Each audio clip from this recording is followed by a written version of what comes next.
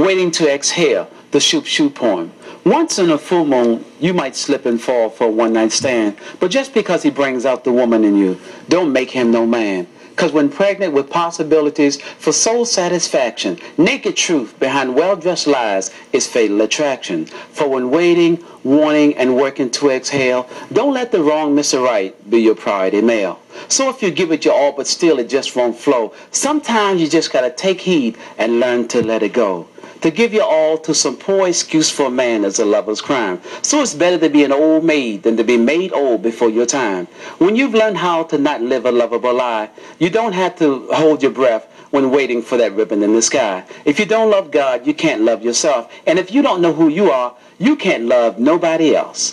For when waiting, wanting, and working to exhale, don't let the wrong Mr. Right be your priority male. Because nobody wants to give their all just to fall flat on their face and fail. So the whole world is in a waiting room, and everybody's waiting to exhale. Hi, I'm DannyQueen. Welcome to another exciting edition of Color Me Poetry. Also, I'd like to take this time to introduce my new product, which is a brand new CD and simply entitled Namesake of the Show, Color Me Poetry, the soundtrack to a dream. And I'll tell you a little bit more about it later in the show and where you can get it. First, I'd like to take this time to introduce my guest in the person of Mr. Dimitri Coragay. Coragay, yes. Coragay. And also my other guest, while we're at it, Dr. Henderson. Dr. Henderson, welcome to Color Me Poetry. It's a pleasure to be here. And Brother Poet-E-Webb, welcome. Y'all speak up, brother. How you doing? We're all right. It's going to be all right. It's going to be all right. Brother, let's talk about your book, the title of your book. Hold that book up, brother. We want people to see this. Good title. It's called Dear Rhonda. 12 Letters to My Daughter and Her Sisters. Let's talk about it. All right, let's talk about it. That book is actual letters. Every chapter is, in fact, a letter. That I actually did write, in fact, to my daughter. I found myself, well, her mother and I are divorced, but I'm one of those fathers who is, I guess, the what's accepted in the media today. In other words, you're not just a daddy. You're a father. I'm a father, exactly. I keep up with my daughter. We live in the same city. I call her every morning. She calls me every evening when she gets in. I spend time at her schools.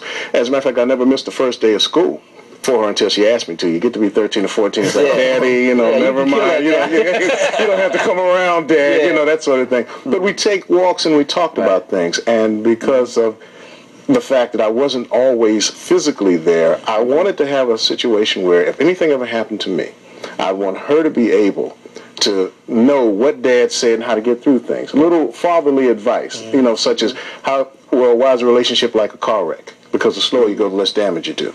The ways that, and I'm not player hating. Good metaphor. I'm not player hating, but I'm saying the 3 ways that a man will always use to take advantage of a woman. That means all the women just inch closer to the TV set. Sympathy, flattery, and genuine kindness. Things that a young lady should hear from her father. Right. And because that's the first male in her life. Exactly. And you put those together, and you put that sort of thing together, and I was going to give them to her on her 16th birthday. I kept copies. But what had happened was I looked at them and I said, there's too many other young ladies that can use this information. Right. So why not put it out there and send it out there? And the publishing community wasn't too receptive. They felt that there wasn't a market, but I didn't listen to that. I felt like, hey, I believe someone will buy this. And I'm glad you didn't listen to them. Thank you, I didn't. And what they said no, I said next. And then so what I did was I had done some previous research, and I found out that my great-great-great-great-grandfather, who was a slave, was named Nero. So I put together a publishing company, called it Nero's Publishing Company. Made my wife the president because she's good with money.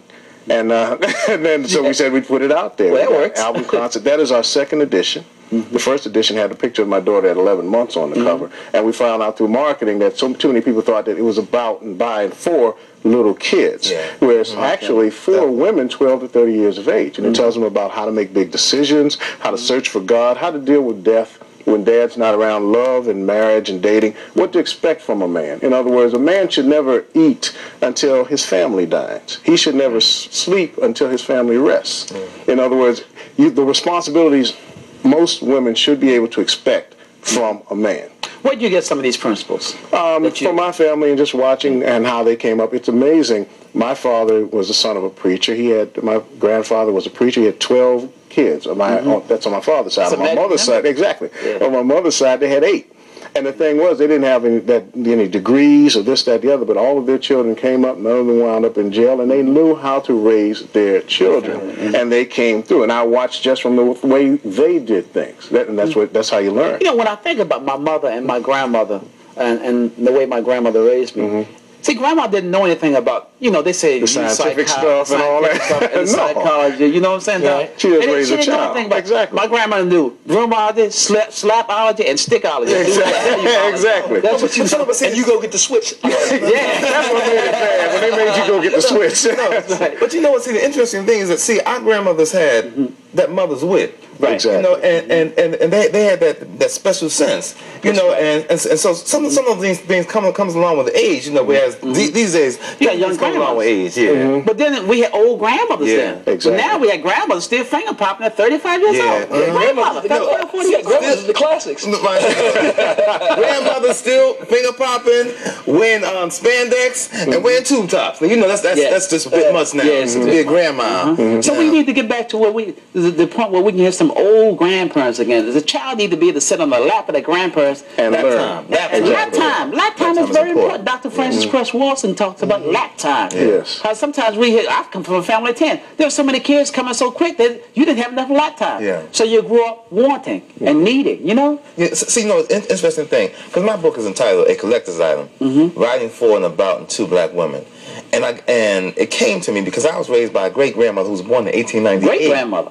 She was born in 1898, and she used to sit me down and tell me stories. And one time she told me that I was going to be someone. She never told me what it was that I was going to be. She used to just look at me. And I was thinking, like, was she drinking tonight or something? You know, but she was just looking at me from a perspective, you know, and knowing.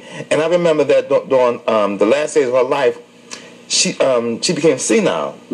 And I had to take pictures in there and work with her day after day just so that she could recognize who I was. And when she used to drift away, I kept saying, "Who am I? Who am I?" And she just give me that look and she'd say my name. You know, so on our last days, I took care of her. You know, I bathed and I did certain kind of things to make sure that at least she left here knowing, because our tradition is not to put our grandparents and our parents in nursing homes. That was never part of our tradition. I want you to be commended for that, because you don't find too many great-grandchildren that would actually sit there and take care of grandma. You stop and think about that. You don't have, there isn't that connection. We were talking about a little bit. The connection that has to be there. You know, grandparents can tell you about how things were. Yeah. And they give you an idea of what was going on. You have a sense of history. You have a sense of family. That's what you needed. You had that great-grandma born in 1898. I mean, and Eric and I are friends. And something happened with Eric. Eric came to visit me. Well, his mother called my mother, and they were crying. Okay, you know, they were doing that.